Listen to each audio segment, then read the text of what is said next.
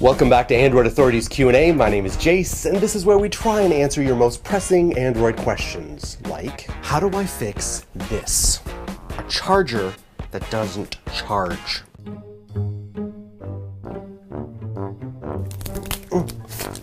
Okay.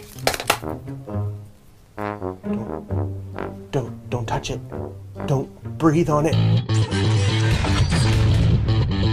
So let's talk about a real popular question. The most recent comes from Ape the Ape 9 and Abdul, where they ask, hey, what is a 64-bit processor? What does it mean? And what does it mean for me and any future phone I might buy? All right, let's say that this device is like a great library, and this library is commanded by a librarian. But this librarian has 32 assistants. Now, for example, if someone comes into this great library and says, hey, give me all your books on dinosaurs, for example, those 32 assistants are now tasked with retrieving each of those books. Now, each assistant can only take one book, therefore to retrieve all 64 books, the assistants have to make 2 trips each. But what if that librarian had 64 assistants? Those assistants could make that trip in one cycle. And that would significantly increase the speed of your device, or the library in this metaphor. But it's not exactly that simple. So I know that some of you computer science engineers out there are groaning because I've simplified this metaphor quite a bit, but for the purposes of explaining in a couple minutes, the librarian is the CPU. Those 32 assistants are the bits, a 32-bit processor. But if it has 64 bits, it can almost double the amount of data that it can retrieve and doubling the time, kind of, because there's other factors that play here. There's 2. One is RAM. Now, most of you who know a little bit about 64-bit processors are going to know that it needs more than 3.2 gigs of RAM to really utilize that 64-bit processor.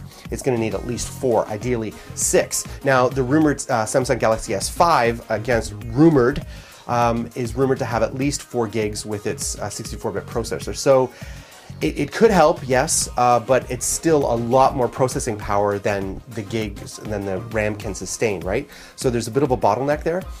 But I will tell you that the other major factor is the fact that there's almost no programs out there that support 64-bit processor. Now, take some comfort in the fact that when this happened in Windows PCs, I remember the last time I built my latest PC rig, there was just this push to change from 32-bit to 64-bit, and there was only 2 games that I could play that were 64-bit supported. But that changed within 18 months. So, bottom line is, what does it mean for you? Well, it doesn't mean much now. It's overkill now, but in 18 months to 2 years, that could mean you could utilize some wicked programs that would support that 64-bit power. For those of you who love this stuff, there's 2 links below that goes into a deeper, one from Reddit and one from Stack Overflow. Enjoy. Now moving on to Manar. Manar asks, hey, I want to convince my mother to change from iOS to Android. Which phone should she get?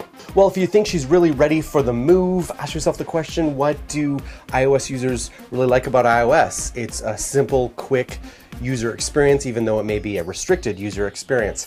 And what phone is doing that really well right now? The Moto X. With the voice commands, it's 4.7 big but not too big. It's really doing fantastic, and at $350 off contract, you really can't go wrong. Now, if price is a concern, you consider the Moto G, although it's a little underpowered at $179 off contract. You can't go wrong. Go mom. All right, guys, how many of us had this problem where we've had to prop or tape up our charger just so we get the right charger properly? I mean, this is overkill for effect, but most of us have had this problem. So I did find a fix for this right here on YouTube. There's a gentleman who has a channel that has a couple videos where he gives you a step-by-step instruction guide on how to clean the charge port in there, because it turns out that for the most part, that's the source of the problem. It's not an electronic malfunction per se, but it's just a bunch of soot and grime in the charge port that can be cleaned with common household tools that you can employ yourself. So be warned though, you can damage your device and even hurt yourself. So follow the guide step by step, be careful. If there's any of you who use it and it works, or it doesn't work, let me know in the comments below. I'd love to hear about it. So after reading all your comments, I noticed that there is a number of Samsung Galaxy S3 and S4 users who are lusting after KitKat 4.4 and have yet to receive the update. So, If you're impatient, you can't wait, there is a video in the links below that gives you a step-by-step guide on how to root your Samsung Galaxy S3 or S4 to get 4.4 KitKat now. But I also saw someone who said, don't believe anything Jason says because I've rooted multiple devices and never had a problem, it's not dangerous. Okay, don't be stupid. Use common sense. There's two things that are undisputable fact. One, you do void your warranty. Two, you can brick your phone. It can happen. Most of the people it doesn't, but it can happen. So, be forewarned, know what you're getting into before you do it. Let me know how it works. So guys, before we go, I just want to ask you a question about what you want to see here on Android Authority.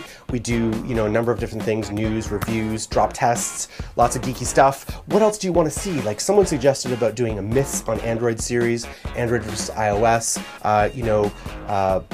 migrating from iOS to Android guide, those kind of things that you'd like to see. Tell us what you'd like to see and like them. When you guys put questions for the Q&A or in the Android Weekly, and a lot of people thumb them up, I'm much more likely to take those on and address them in the next show. See you later. What do you do with a drunken sailor? What do you do with a drunken sailor? What do you do with a drunken sailor early in the morning?